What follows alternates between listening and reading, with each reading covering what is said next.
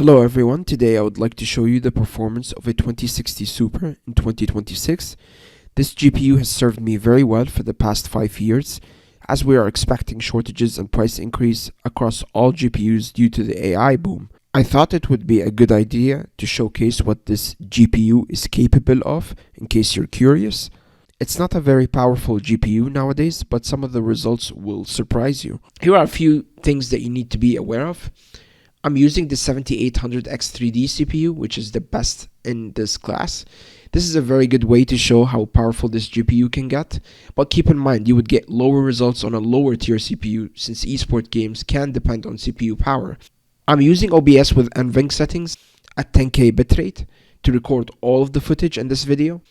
I have installed the latest driver for this GPU, mostly because of the newer titles demanded. It was already installed. This is not an in-depth benchmark video, but you will see numbers. This video is more of me sharing my experience with these games, and I try to be as brief as possible. Hope you guys enjoy. Starting with Valorant, your girlfriend's favorite game. Even with the Unreal Engine 5 update that they pushed in July of 2025, this game runs extremely smooth, if not better than the previous update, averaging around 500 frames for both 1080 and 2K high or low settings. I have no idea how they were able to achieve this. My frame time has always remained low. That's because I'm using a very good CPU. The other games require both a good CPU and a good GPU, but for this game, if you have a very good CPU, you should be able to run comfortably above 500 frames, which is important in competitive games. If you have 240, 360, or even 480Hz monitors, I can recommend this experience.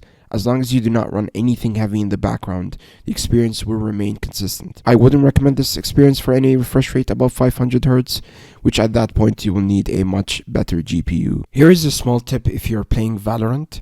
Always cap your FPS 100 frames above your refresh rate monitor.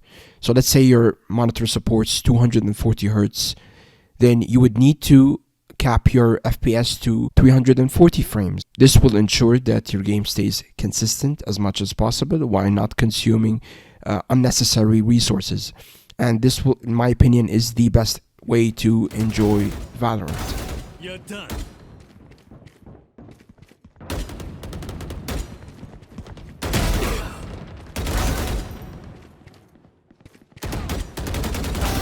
Moving on to CS2, your uncle's favorite game. Despite being able to get over 200 frames, it hasn't been consistent. I'm using Rob's current competitive video setting, and overall, it lacks the smoothness that I look for in competitive games. This game uses Source 2 engine, which is extremely GPU intensive. The 2060 Super could work very well with 144Hz refresh rate monitors, but anything above 240 will be a struggle. Remember, having smokes around you will tax your FPS even further. Even maps like Ancient will have your frames drop significantly. Going to 2K, the experience gets even worse, averaging 150 frames at best. If CS2 is your main game and you have 240 or higher refresh rate, I definitely wouldn't recommend this experience. But if you casually play this game, then this is definitely playable.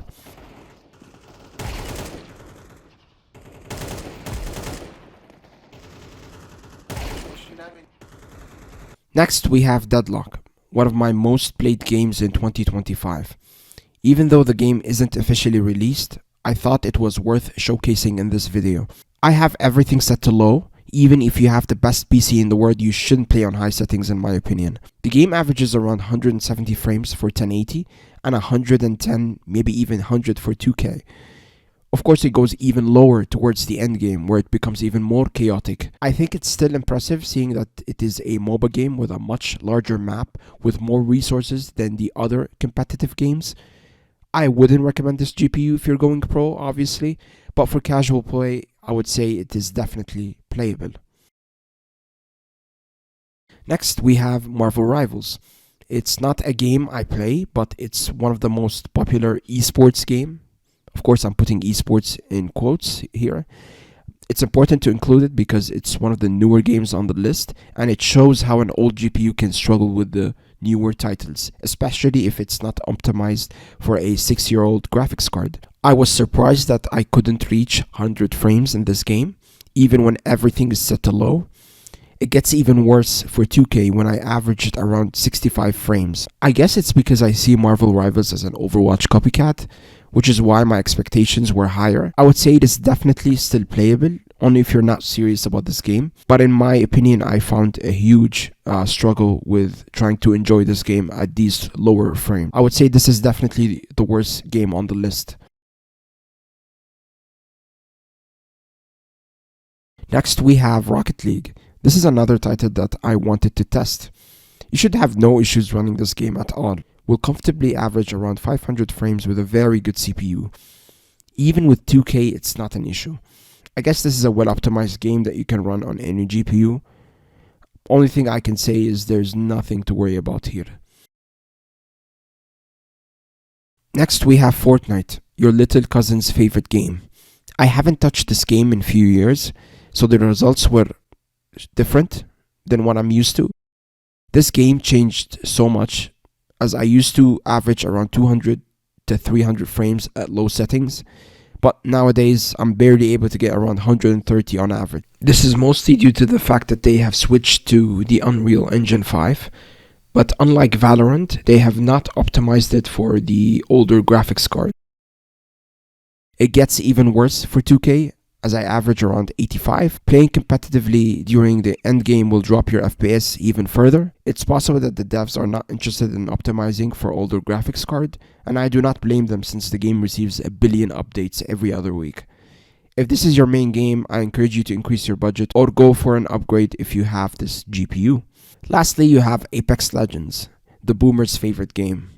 This is another game that I haven't touched in a very long time. Graphics and gameplay hasn't changed much over the years. Despite averaging around 170 on low, it felt very smooth. The game is capped at 300 for all systems, so you're not much at a disadvantage against other players. 140 for 2K low setting is respectable, but I can imagine wanting more, in which you will definitely need better graphics. But overall, I'm very happy with the experience. And that will be it. I know it wasn't a very long video, as I like to be straightforward and keep things short.